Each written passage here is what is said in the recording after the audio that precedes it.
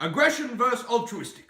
Social cohesion and suicide are arguably interconnected to our sense of self, as people grasp at the ideals of life more rhetorically when they have a sense of belonging.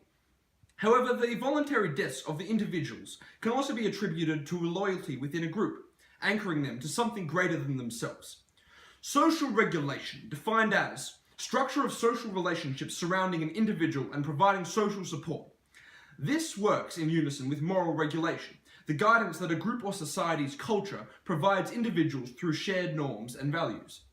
Lack of these two phenomena may lead to suicides I have classified as egotistic, associated with the former, and anomic, associated with the latter. While not technically classified as suicide, the resulting death of Mercutio after challenging Tybalt reflects his loyalty towards his assigned social group rather than his individual aggression. This is played out a second time as Romeo feels obliged to avenge his friend's death by subsequently killing Tybalt. The term Gemeinschaft, coined by Max Weber, may be a prevalent example of the power of prestige and honor, as this terminology is rooted in the belief about the persistence of honor and prestige and reflects a social identity about who is us and who is them. A breakdown in this understanding in extreme seeks to embody ideals of prestige, but results in the fatal cases of altruistic type death. Young love versus egotistic suicide. The social manifestations under which Romeo and Juliet function link the strict regulations and overwhelming pressure to that of their joint suicide. Therefore, the death of the couple has been accounted for as a fatalistic suicide. Here, I shall briefly call upon a fellow theorist, Michel Foucault, and his ideas of power. The effect of power may be observed through institutional means within the family heads. Family head may also be associated with the head of the church, as both act as an overarching guidance for morality, speaking directly back to each other.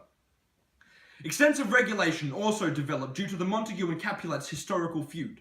Both families assumed one born into either family would adopt the distaste for the other family without question, which became hazardous when Romeo and Juliet fell in love.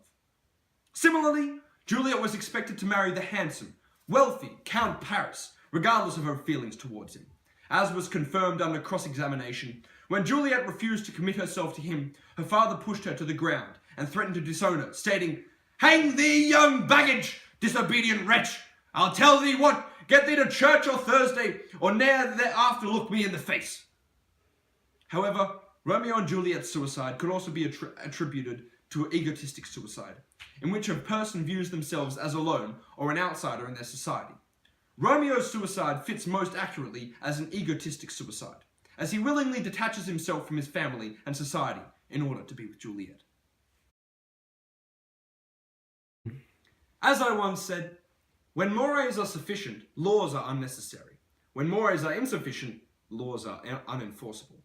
Today, the law was enforceable as a breakdown in social cohesion is evident between the feuding families in a battle of liberal humanism and personified moral code. Ideals of divine love and satisfiable marriage in the name of class climbing.